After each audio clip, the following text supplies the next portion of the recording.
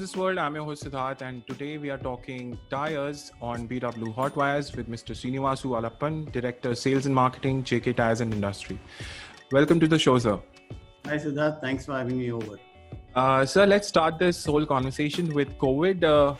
How has COVID impacted JK Tyre's business operations? See, quarter one was really bad, not just for JK Tyres, but for the entire industry. But there's good recovery in quarter two. We're almost turning positive in quarter two and reaching pre-COVID levels. Right, sir. So now there is some sort of recovery coming in quarter two because of pent-up demand. And so what is your outlook for the tire industry in the coming months?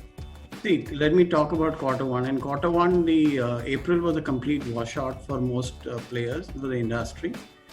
We did make a comeback from the middle of May onwards into the industry. If you look at even the auto industry, it declined by 72% in quarter one, right? So 30% of the business comes from the OEM offtake, which was virtually nothing in the first quarter, right? Especially commercial vehicles declined by 92% in quarter one, right? They're really going through a bad phase, and we also get, because it's derived demand, we have an issue. But coming to the replacement side, we've made some good progress. The industry itself is doing well on replacement tire industry. So tire industry, if I were to put a ballpark number on sales, it was down by 45 to 50% in quarter one. So from a 45-50% decline in quarter one, I think the industry will register a low single-digit growth in quarter two, which is a phenomenal recovery in my view, led by replacement sales. The OE continues to be a drag, but replacement sales has come back very well, and with a strong double-digit growth in quarter two, starting from June itself, I would say. Sir, as you know, because of the social distancing norms, personal mobility is picking up fast and shared mobility is going down. So, do you think, your focus will change accordingly? You will be focusing more on personal mobility rather than shared mobility, because you're in the aftermarket in a major manner, and these cab aggregators were catered to by many tire companies, including yours. So, is there any change in the business dynamics post-COVID? Yeah, see, you're right. In terms of a trend, personal mobility is picking up significance, which is clearly reflecting in the two-wheeler sales if you look at it, compared to a commercial vehicle sales. So even the passenger vehicle sales has improved significantly in the last 2 months. And it will gain further traction going into the festive season, both the two-wheeler and the passenger vehicles. Right? As far as we are concerned, demand from any quarter is always welcome, whether it is from the personal space or the shared space. So we are fairly strong on both these spaces, and yes, we're seeing good traction coming back in the two-wheeler and passenger vehicles in the last 2 months. So, a follow-up question. You have forayed into the radial space, I think, a decade back, right?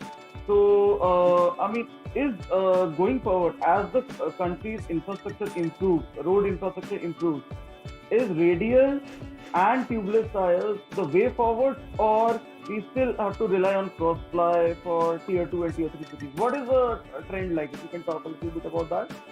Yeah, see, radialization, if you talk about passenger vehicles, it's near 100% now. It's at about 98%.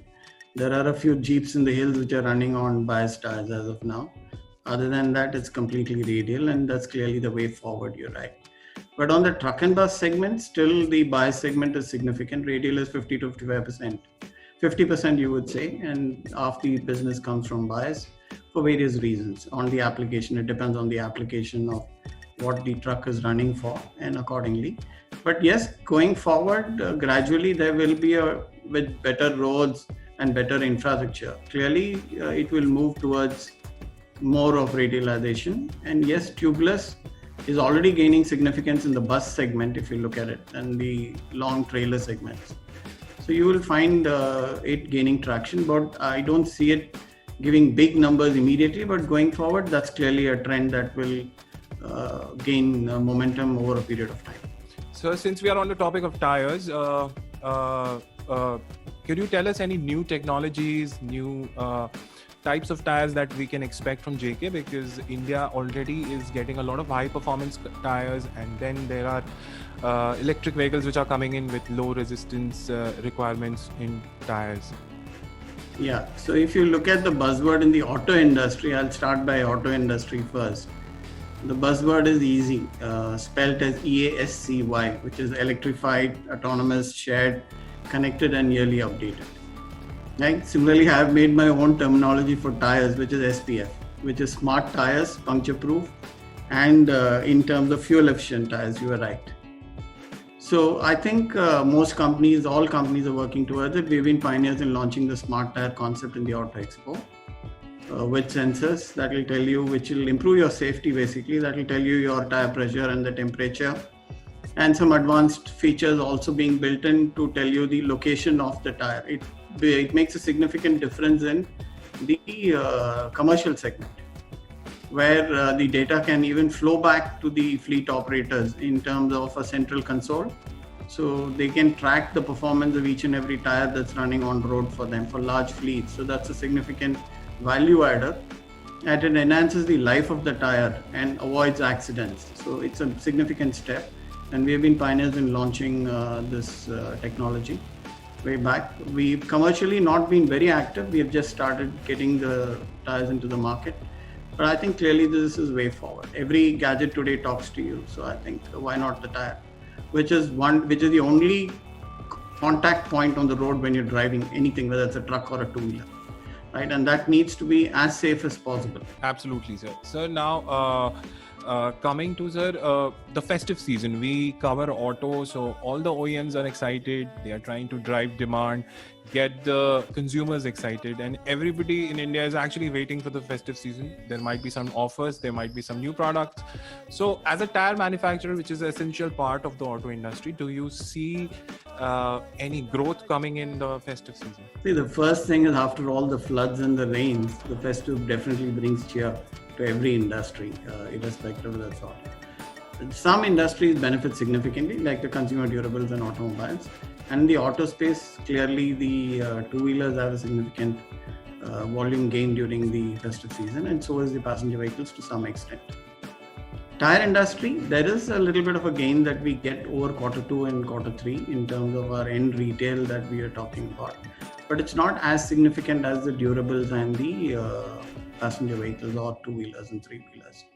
So for us, what happens is, normally the automakers start building stocks in Q2 for Q3 for the festive season.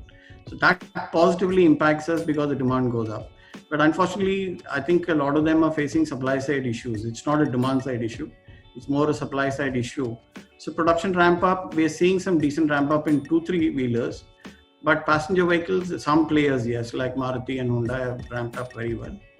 But some of them are still struggling on the supply side. So that's the impact. It's not a significant impact for the tire industry. So for the tire industry, there are two major seasons, which is the Q1, the summer season where people change tires a lot, which is the highest quarter for the year. And then comes the harvest season, where the farm sector does well. So these are two seasons that we see buoyancy for the tire industry, unlike the auto industry is a little different.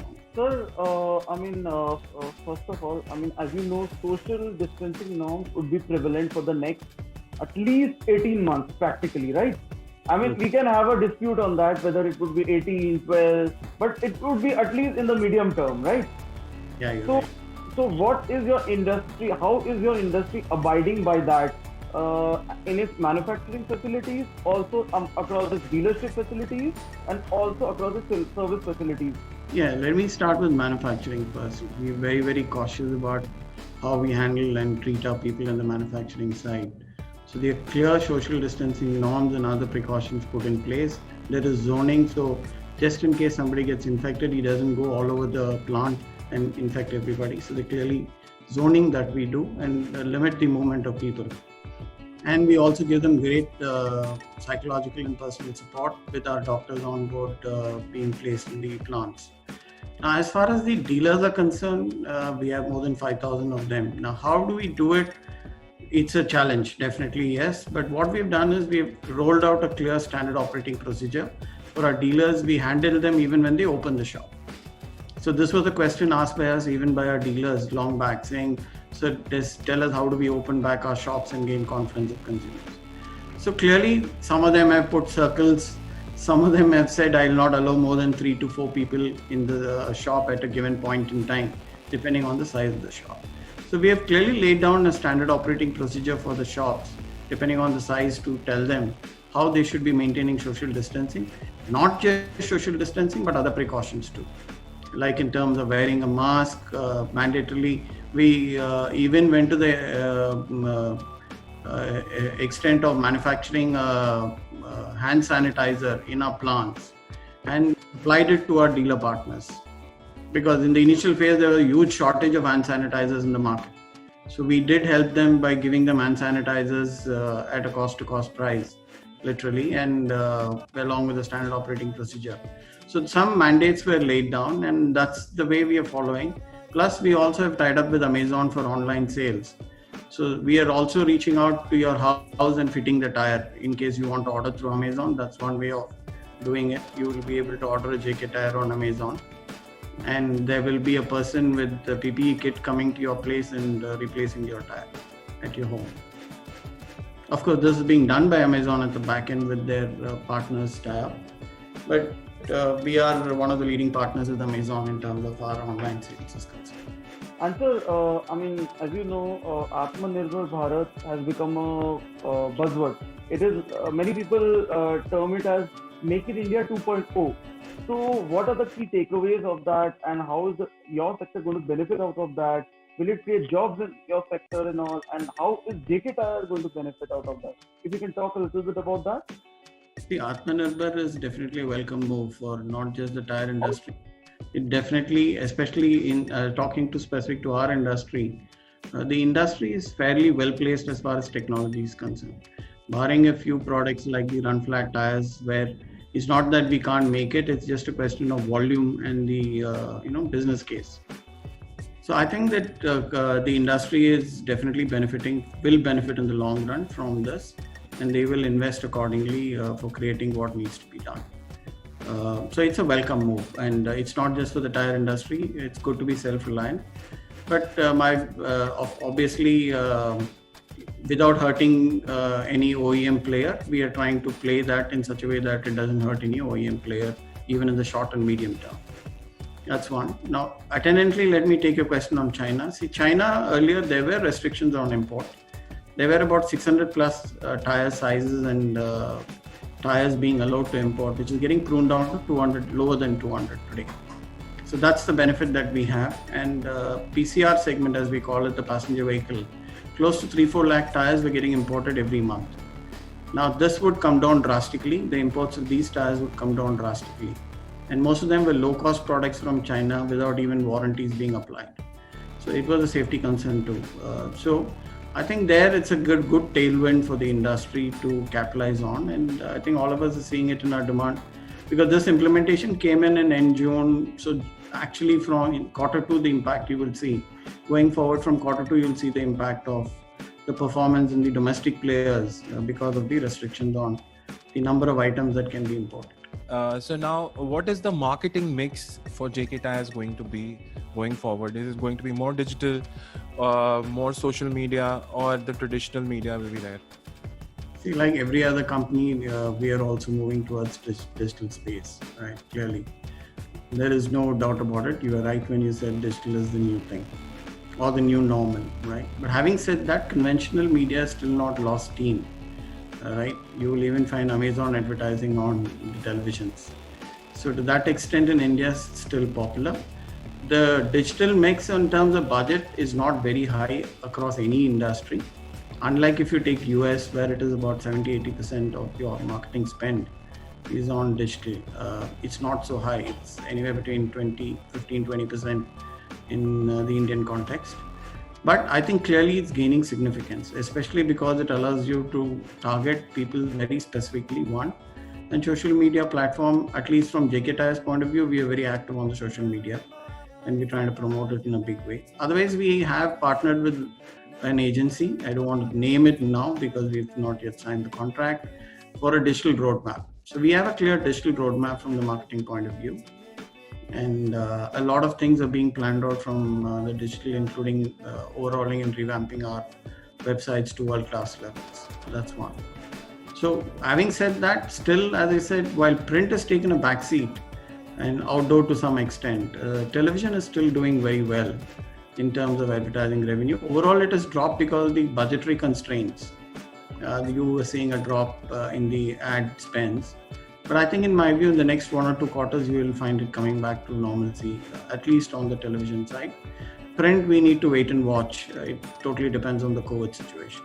So now you spoke about marketing spends. Now this has been a trend where companies right now, with a lack of revenue and everything, are trying to run lean. There is a lot of people being benched and a lot of spending being cut, a lot of optimizations being done in the finances. So do you think going forward there will be a cut down in the marketing spend for JK Tyres, or will it be that a crisis needs more marketing? You're right, crisis does need more marketing provided you have the resources. Right. So in an uncertain time like the COVID, it's the peak of uncertainty that you can ever dream of. There has been budget cuts. I wouldn't say there's no budget cuts on marketing spends. And I think most companies have taken these cuts. Unless you're really cash rich and you want to spend, then that's a different ball game altogether. But yes, we have seen some cuts. But the key thing is you try and improvise and increase your efficiency on marketing spends. You stretch your creatives. Right, you try to get the maximum return for every rupee that you spend. So this is what you do, and such emergencies teaches you to perform better and utilize your money better in terms of marketing spends. So that's how I would say that the big challenge now is to deliver the same brand funnel with lower spends. Absolutely. And I think many of us are realizing it is doable. Absolutely. New normal has actually changed our perspective to a lot of things. So now coming to motorsports, I'm a big motorsports fan. And since my college days, I've seen JK Tyres sponsoring a lot of events, and there is a lot of traction for JK Tyres in an event. So autocrosses, small rallies, big rallies, track days, JK Tyres is everywhere. Even in two-wheelers. So now, considering the current situation where actually motorsports is not going to happen, so what is the way forward here? What are your plans for motorsports here? Motorsports, as far as our chairman is concerned, it's beyond business. So he's pretty passionate about motorsports, and so are all of we. We are also very passionate about being associated with motorsports, and I think it's the right way to build a connect with the youth and premiumize your brand. And it also helps in giving you product feedback when you're very actively involved in motorsports. So yes, it's taken a backseat because of COVID and because of safety norms that we don't want to put anybody in danger. But I'm sure in a quarter or two, you will see some action starting on the motorsports front with all the precautions that we need to take. But our long-term commitment to motorsports clearly is very strong, and we are highly committed to motorsports. Sir, you spoke about some of the macro trends and all, and I mean, EV is picking up fast. So, what are you doing on that front? What kind of products have you developed to cater to EVs and all? And do you think, that will account for a major chunk of your product mix going forward? If yes, if you can put a timeline for that. So timeline is the biggest challenge, but let me try and answer your question. So we are already present in the EV segment. At the two-wheeler level, we are supplying to some small players, and also for the truck and bus, we are pretty active in supplying to certain players. I don't want to name them here. But we are also working on the passenger car radial EVs. So fundamentally, these need to be a little more better in terms of noise levels. You need to have a low noise tire, and you need to have a low rolling resistant tire, which is gives you better fuel efficiency, right? And also the torque that comes in, the tire should be able to take the torque impact, because normally the torque being applied on the tire is very high in an EV tire. So we are well prepared for this segment, but I don't see it gaining huge volume traction. If you look at it, if you look at ballpark, I'm not giving you the exact number, but 20 million PCR tires being sold every month, just to give you a ballpark number, as I said. 2 million, sorry, not 20 million.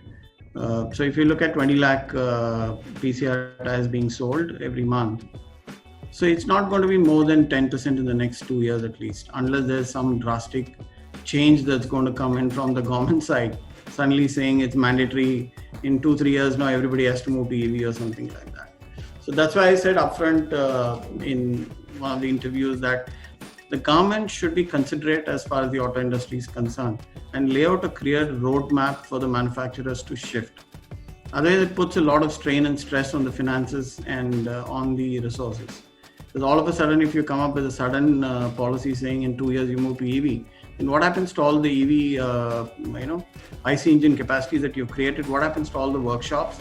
Millions of people, millions of jobs at stake. So the government should be considerate and give the industry adequate time frame to shift, one, and also give some policy benefit to make the shift to EV if required. And personally, I would feel first we should even look at hybrid to start with, and then gradually move to EV or have a combo strategy. At the end of the day, it's about controlling pollutions.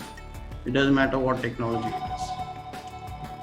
Sir, the government has opened up FDI in defense and aerospace big time, and also you are catering to OTR segment also over the last few years. So, would you like to diversify beyond automotive going forward, automotive tires going forward, or would you like to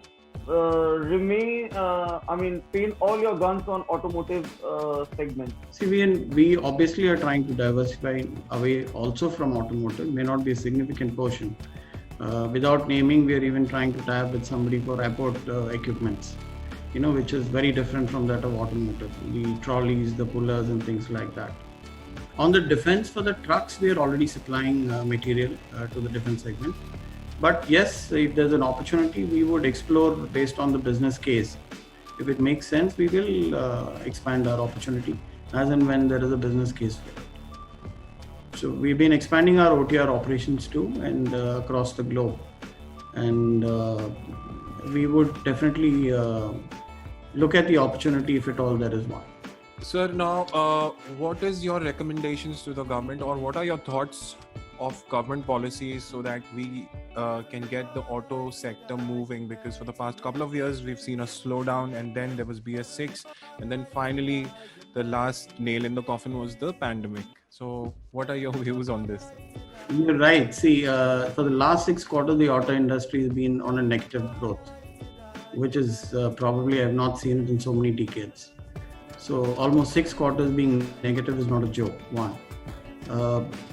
In terms of policies, there are a few policies which are about to get launched. One is the scrappage policy for the commercial and the passenger segment, which in my view should be expedited. That will give some support in terms of at least to the automakers, clearly. And because we also have a derived demand, we do benefit to some extent from that. And I think, as the FM said, she should seriously consider the GST benefit to 2 and 3 wheelers also. That will improve the industry's performance overall. And also, I would say, tire also is almost like a essential commodity, even though it's not classified as one, right? So with the issue 28% GST is pretty high for a tire. If you're talking about any class of tires. So I think, and many of them, if you look at commercial vehicle tires, they go for public consumption, meaning in terms of shared mobility or in terms of mass transportation. So it would be nice, along with 2-3 wheelers, if the GST cut is considered for tire industry. Right, sir. Sir, my last question now. What is your medium to long-term plans for JK Tyres? If we look at one thing from a COVID point of view, we are all hoping it will end as soon as possible, right there. But fortunately, there is some comeback in terms of the quarter 2. We're seeing some level of positivity, and most likely we close the quarter 2 with a positive growth. Having said that, I think we probably need to look at innovative ways of marketing and selling also to take care of the pandemic, which we are trying through online selling and things like that. So I think governmental policies with some in-house actions should see us through this pandemic going forward. Though overall for the year there might be some impact, and I expect the industry to be about 90% of normal of last year. Great, sir. Thank you for talking to us and sharing great insights, and take care. Pleasure chatting with you, Siddharth. Thank you too.